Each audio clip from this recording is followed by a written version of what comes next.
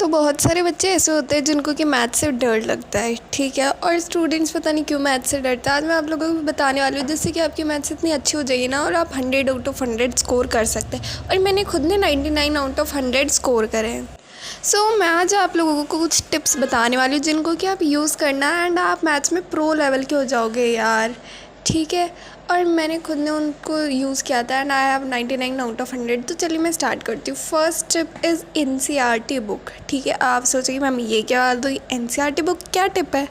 तो देखिए, NCERT जो होती है ना, वो आप लोगों को सीधा हार्ड लेवल पे जाके सॉल्व नहीं करना है, क्योंकि NCERT लेवल आपको बेसिक सिखाते हैं, आपको कंसेप्ट्स क्लियर करवाती है। पहले आपको NCERT करना है एंड उस लेवल का आप सॉल्व करो, उसकी अच्छे से प्रैक्टिस करो, ठीक है। तो जब वो अच्छे से हो जाए, ठीक है, जब आपको लगे कि हाँ मेरी NCERT अच्छे से हो चुकी है, देन आप दूसरे बुक्स पर जाओ, देन आप हार्ड लेवल के क्वेश्चन सॉल्व करो, ठीक है। अब मेरे पास तो है ना मैथ्स बेसिक थी, ठीक है। तो हमारे बेसिक मैथ्स में बहुत इजी क्वेश्चंस आते हैं, तो इतनी हार्ड मैथ्स बेसिक में आती भी नहीं है, ठीक है, ईजी आती है। तो वो NCERT लेवल पे ही क्लियर हो जाती है। अगर आप लोगों के पास में स्टैंडर्ड है तो आप अदर बुक से भी स्टडी करें, बट पहले NCERT से करें, प्रायोरिटी में NCERT को रखें एंड देन दूसरी बुक्स पर जाए, हार्ड लेवल पर सॉल्व करें। क्योंकि NCERT जो होती है ना, वो आपको कंसेप्ट्स क्लियर करवाती है, और आप अगर वो करोगे तो आपके कंसेप्ट क्लियर होंगे तो आप क्वेश्चंस को बहुत ईजीली सॉल्व कर सकते हो, बहुत ईजीली आपके क्वेश्चंस हो जाएंगे सॉल्व, ठीक है। तो आप लोगों को NCERT सॉल्व करनी है एंड आप लोग बहुत इजीली क्वेश्चन सॉल्व कर सकते हो। तो याद रखना है NCERT फर्स्ट, एंड NCERT आपको बहुत अच्छे लेवल पर ले जाएगी यार। अब बहुत सारे स्टूडेंट्स क्या गलती करते हैं ना, कि जो टीचर उनको लिखवाता है मैथ्स में, वो स्टूडेंट्स उनको डायरेक्ट कॉपी पेस्ट करके अपनी नोटबुक में लिख लेते हैं जस्ट चैप्टर कंप्लीट करने के लिए, पर उसके दोबारा से प्रैक्टिस ही नहीं करते। टीचर चला जाता है एंड देन हम वो कंसेप्ट भूल जाते हैं। एंड मैथ्स नीड्स प्रैक्टिस, जितनी प्रैक्टिस आप करोगे उतनी अच्छी ही मैथ्स आपकी होगी।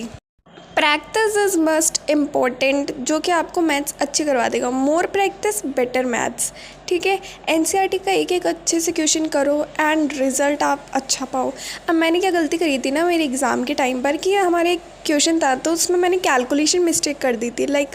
उसमें 2 into 3 था एंड मैंने उसमें 5 कर दिया था एंड मेरे पास बहुत ही कम टाइम बचा था, तो मैं दोबारा से रीचेक भी नहीं कर पाई। तो ठीक है, तो आप लोग आंसर्स को दोबारा से रीचेक करो अपने एग्ज़ाम्स में, ठीक है।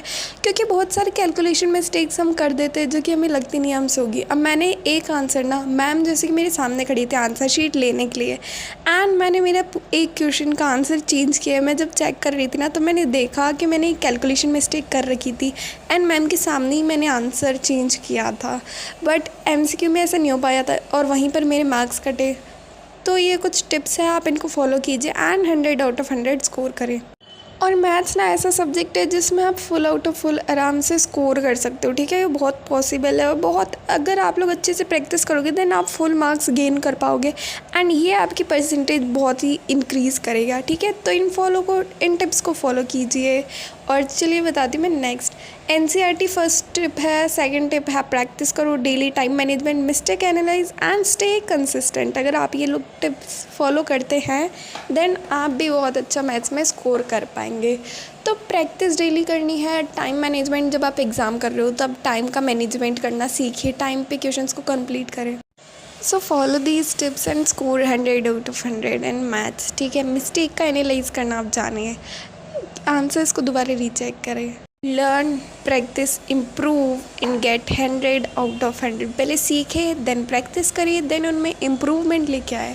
फोकस ज़रूर से करना है क्लास में, ऐसे नहीं कि टीचर आपको कुछ क्वेश्चन सिखा रहा है एंड आप लोग क्लास में होके भी क्लास में नहीं हो, एब्सेंट माइंडेड हो।